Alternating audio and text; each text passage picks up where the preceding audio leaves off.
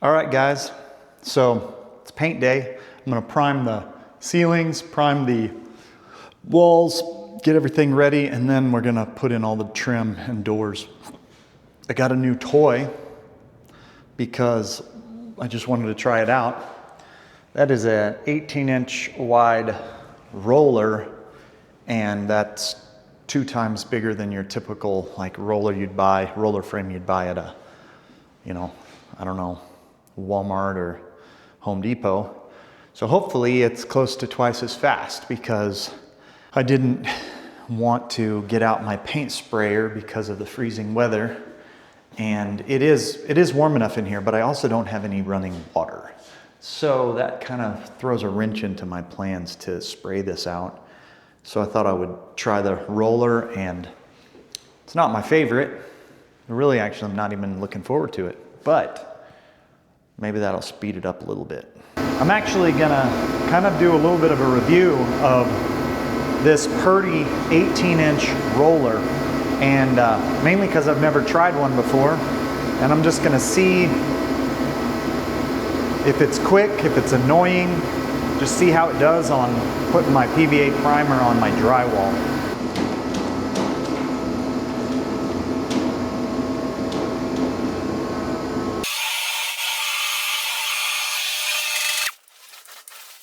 That was a pretty quick little paint job. I'm going to categorize that as the exact same amount of work as a 9-inch roller and twice as much production. It's a little heavier, shoulder gets a little bit worn out, but all in all, I would say that's a win. I don't know why I've never used one of these before. Crazy. 20 minutes into this, I've got the bathroom and 1 bedroom done with that roller on the ceiling.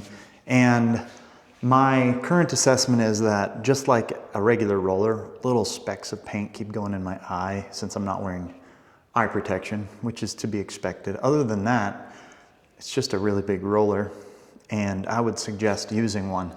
And on that note of using a big roller or using any different kind of painting equipment, if you are learning how to do something from a professional painter, that painter is going to teach you how he does it. And you're probably going to have the best luck working for someone doing it how they want it done. And in some cases, they might be right about whatever their technique is. And they might go, using a big roller is the wrong thing to do, or they might say spraying out your ceilings instead of rolling them is the wrong thing to do. And the thing is, there's so many different pieces of equipment, and I've tried a lot of different stuff myself. And what I have found is that some stuff that I think is a pain, other people think is like the greatest thing ever. And so I don't generally judge something as the right or the wrong way to do something, because I know that I personally like some techniques and some tools, and other tools and techniques I really don't like. So I think if you're trying to get into the trades, or you're just trying to do your own carpentry or painting or whatever the case is, there are some principles that are going to be sort of universal, like getting a good coat from multiple directions and things like that. But there are also some things that one guy's going to really like to do and another guy is not going to want to do. One of the things that I've always found to be useful personally is to cut in while you're rolling, and that way you can kind of over-roll the edges. So like if you're cutting in this top and you roll this wall out and you cut in, and then you over-roll your roller over where you brushed, I've always thought that it looked a little bit better. But I said that to a professional painter, and he used some choice words to explain to me that I was an idiot. But I've also heard other painters say that that's how they wanted their guys to do it. So, there's more than one way to skin a cat, and there's also doing a good job and not doing a good job. And I think if you want to learn how to do something, sometimes it's kind of hard to interact with a quote unquote professional, because some professionals only have like whatever way they were taught to do it in their mind, that's the only right way to do something. But I personally don't agree with that. I've tried a lot of different tools and a lot of different techniques that people have showed me. Some of them I've really liked and some of them I've really hated. This roller, I kind of like it. So anyway, I'll just keep on keeping on. And if you want to try learning how to do a little bit of trade work, you should try it.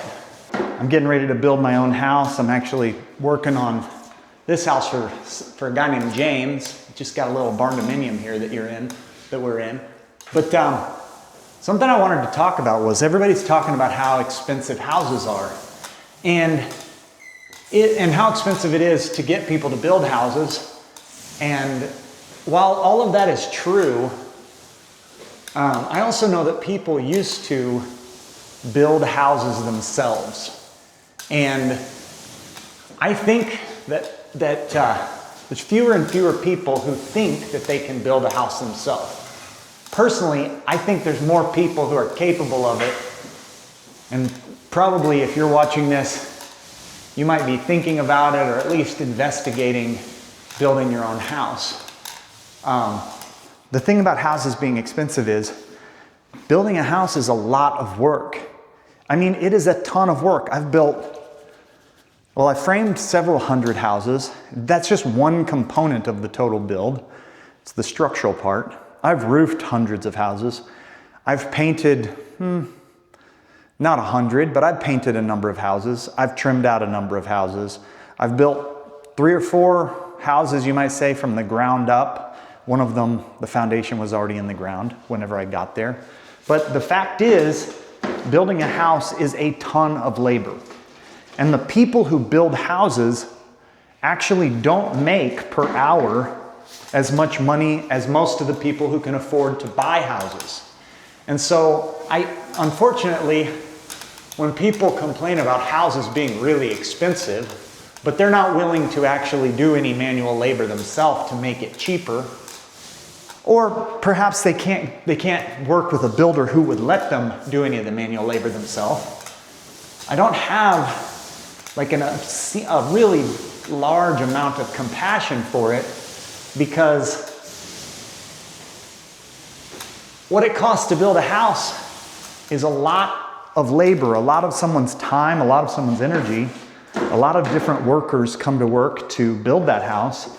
And yeah, it's expensive. But like, if you make $50 an hour at your job, then you make more than most of the people working on your house that are building it.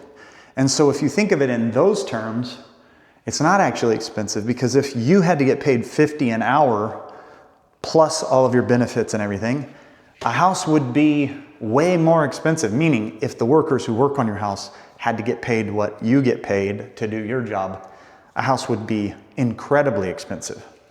And that's not to say that they're not. It's just to say, like, you got to keep things a little bit in perspective when you're saying that you think things are too expensive. So I've always been a builder who was willing to get my hands dirty.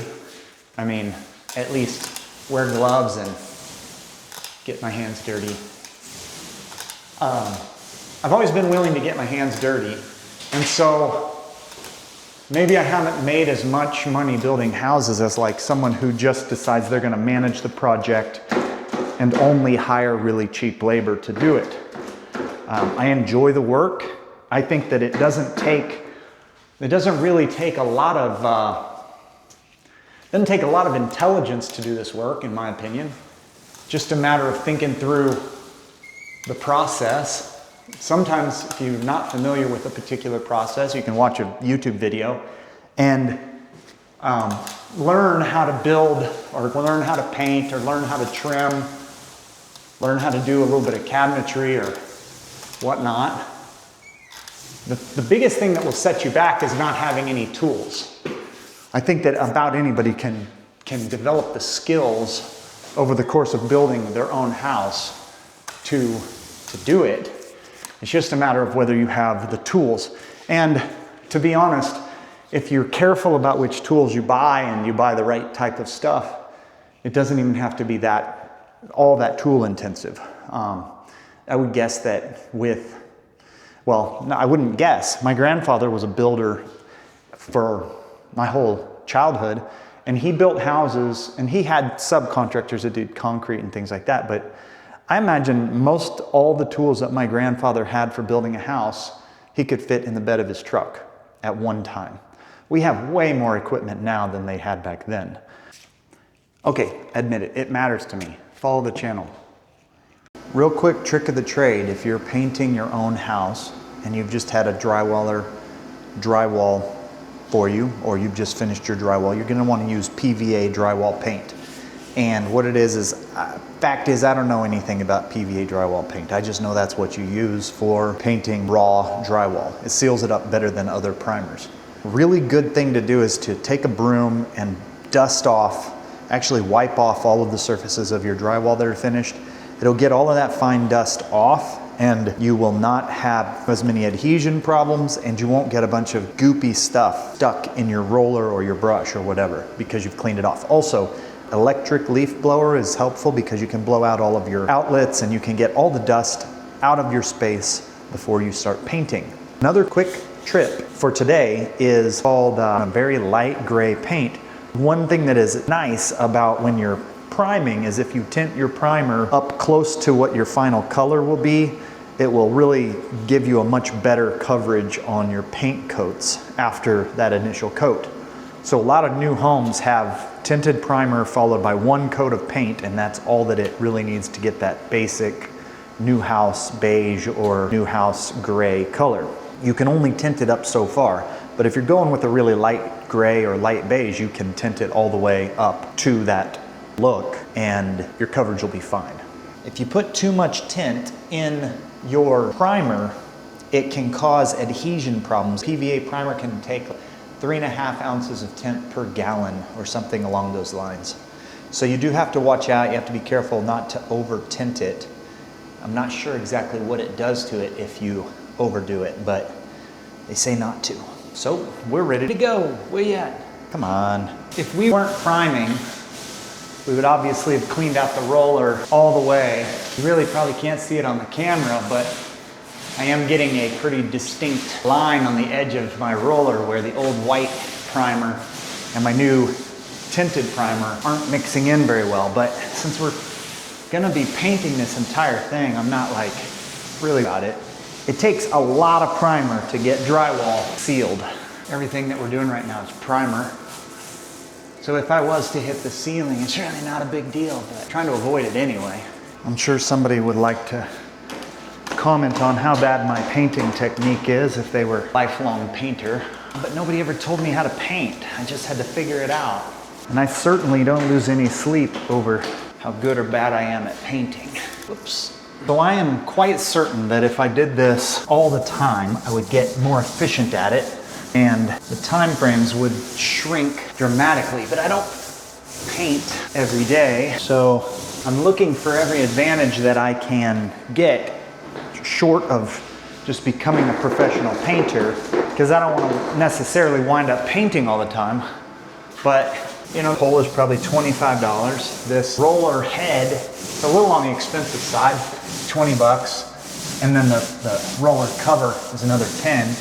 So we're like $50. And I know that I'm saving quite a bit of time by using this massive roller. Maybe not as much as if I was spraying it, but I don't know. I have a roller frame that works with my sprayer, and I'm not really that impressed with it most of the time. Of course, it's only a 9-inch. This is 18 inches. You never really want to let all of the paint get squeezed out of your roller. The roller works best if there's enough paint that it can flow out of it naturally. If you're pressing hard to get the paint out of the roller, then you need to just load your roller up again. So, okay, I cut in. That was 20 probably minutes to paint all the walls in a room. and its closet. Pretty good, I think, for a guy who doesn't know how to paint.